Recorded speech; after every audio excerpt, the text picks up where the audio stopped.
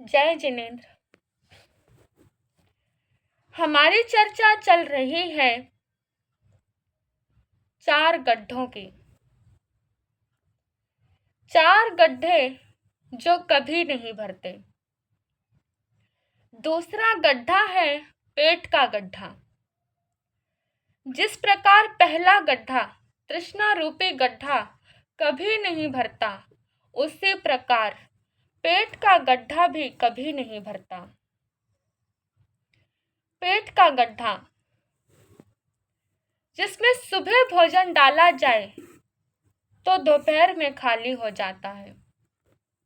दोपहर में भोजन किया जाए तो शाम को खाली हो जाता है, और शाम को भोजन किया जाए तो अगली सुबह पुनः खाली ही मिलता है।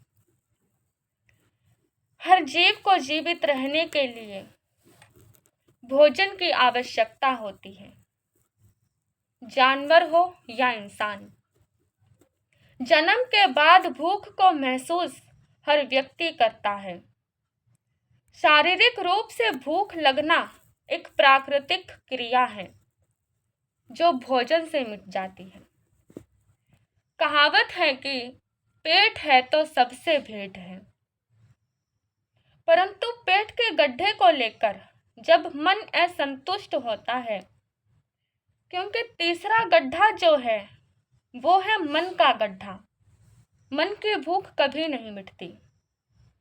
मन के अंदर इच्छा, वासना, धन संपत्ति की भूख कभी नहीं भरती।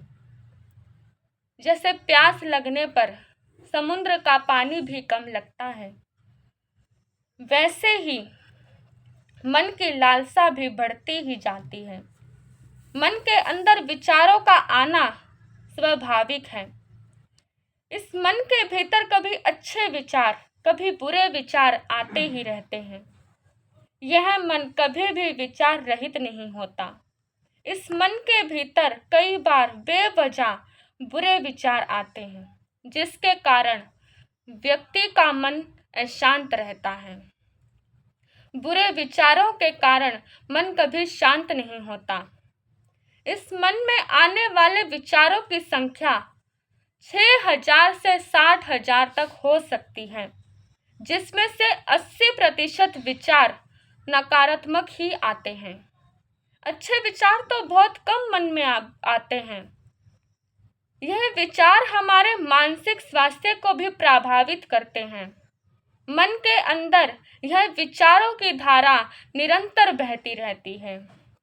इसीलिए तीसरा गड्ढा मन का गड्ढा बताया गया, जो कभी एक पल के लिए भी खाली नहीं रहता।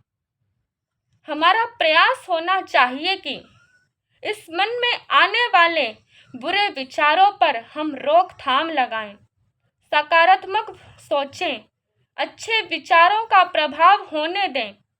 तभी इंसान का मन शांत और संतुष्ट हो सकता है। यह मन मनुष्य को कितने पुण्य से मिलता है। कितने ही व्यक्ति असंज्ञ अवस्था में जन्म लेते हैं, परंतु सौभाग्य से यह मन हमें मिला है, तो इसमें अच्छा ही सोचने का प्रयास करें। इससे हम पाप कर्मों के बंधन से भी बच जाएंगे और मन भी शांत रहेगा। मन स्वस्थ रहेगा तो हमारा तन भी स्वस्थ रहेगा। जय जिनेंद्र।